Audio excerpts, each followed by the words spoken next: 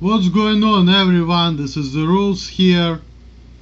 For all my Russian viewers out there, I want to congratulate you with the Victory Day, which was yesterday, May 9th. This is the day when Russia beat Hitler, May 9th, 1945. Oh my god, yesterday it was actually 70 years, so that's a big date.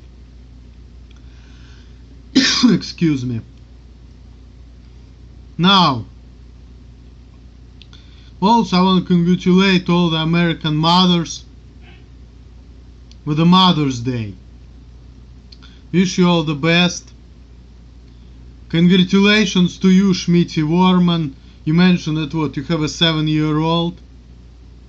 It's pretty cool. My girlfriend too, she has a 12-year-old daughter. And speaking of my girlfriend, after I'm done with this, I'm gonna take a shower in an hour or so. I'm gonna go to see her and her daughter. Her daughter is big too, she's almost like as tall as me, she's like 5'6". I'm probably like taller than she is, like by this much or some shit like that. I know. My girlfriend too, she's the same height as me, so it's like two people 30 years old and there's 12-year-old almost as tall. She's a big too, you know. She's a big girl.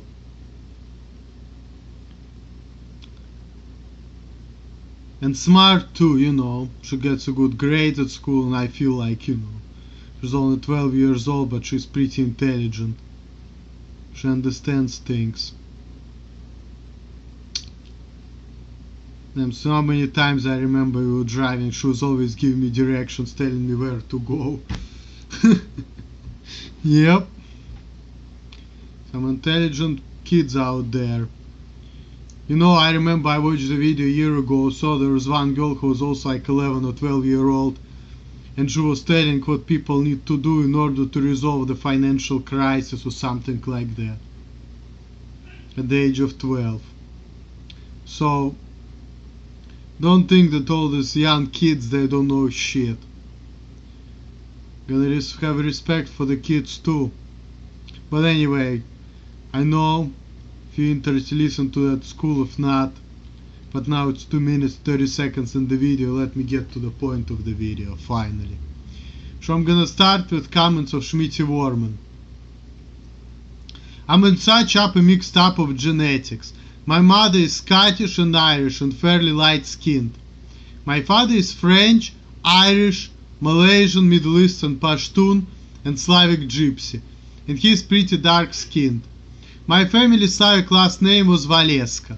That's probably Polish, by the way, it's not Russian, because in Russian it would be like end with Nick, like my last name, which I'm not gonna tell you because I don't want people searching for it, but it ends with Nick, or it ends with Ov, like Ivanov, Petrov, Sidorov are typical Russian last names. It's not my Russian last name. Oski, Ostrovsky, it actually can be Jewish too. Or Gershinyov, that's kind of Russian last names, how they sound like. So Valeska, it's probably Polish, I would think. But again, Polish people and Russian people, they're actually Slavic.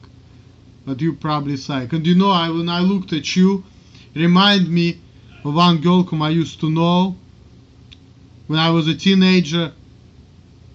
She was the girlfriend of a friend of mine, okay?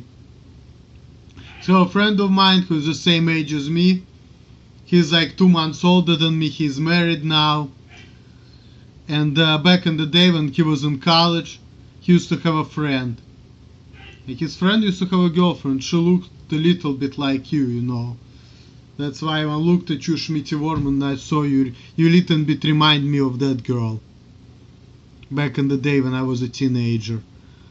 Apparently, we had tied to Russia somehow, but that was lost to history. I've heard people tell me I look Asian Siberian. You know, it's funny because my mom is from Siberia.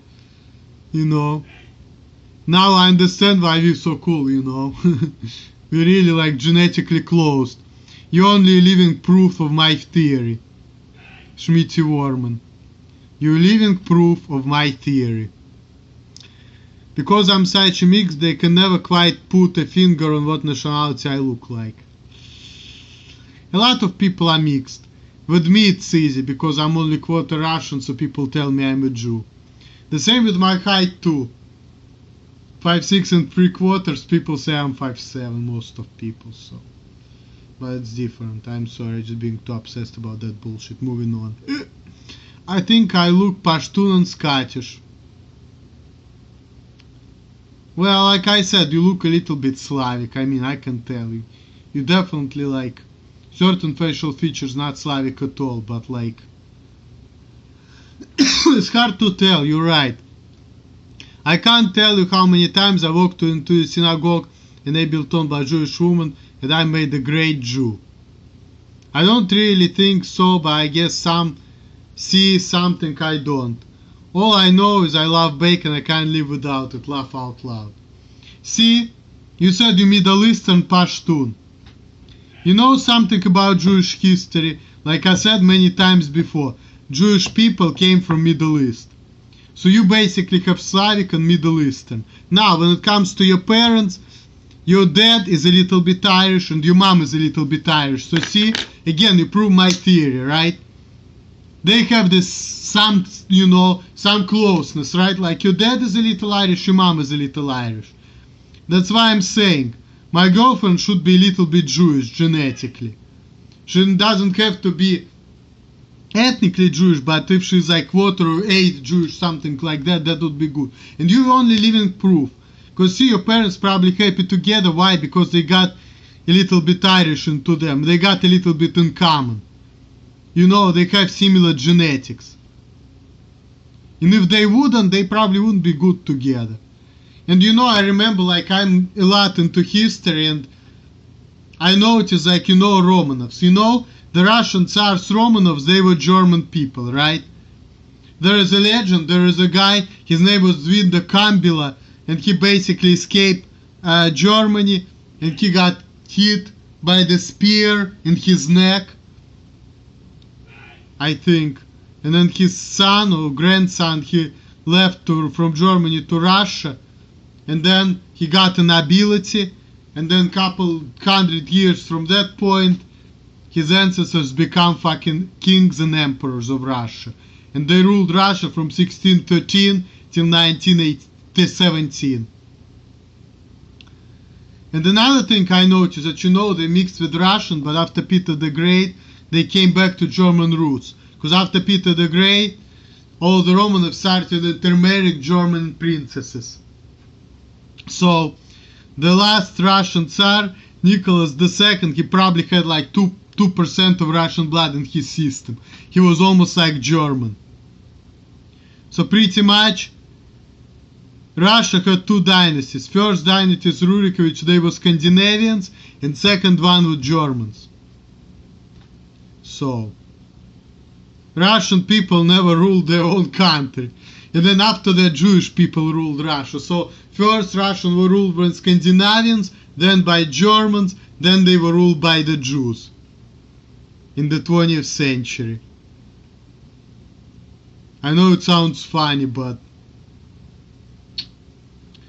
that's kind of history I learned. And I know a lot of Russian people will be mad at me, and some people say that history was falsified, but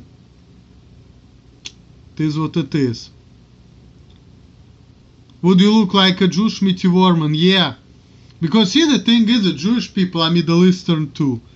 And because you cycle Middle Eastern, that's why we have some connection there, see? And that only proves my theory that, you know, certain types are good with certain types. And that in order for you to be good with somebody, you have to have certain ethnic similarities, because certain ethnic groups, they are good for certain purposes, right? And you only prove my point. And even though you were born in the United States and I was born in Russia, but because we have that Slavic and Semitic in common with you, that's why you can understand me right. I think this is what it is on genetic level. And you're only living proof of my theory. And the other people, they don't have the same connection. And you know, I also, like, I live in the United States, I tell you, like, American Jews, even though they speak differently, we do everything, there is something we see in common with each other. And I cannot say the same thing about West European Americans, but that's the topic of next video.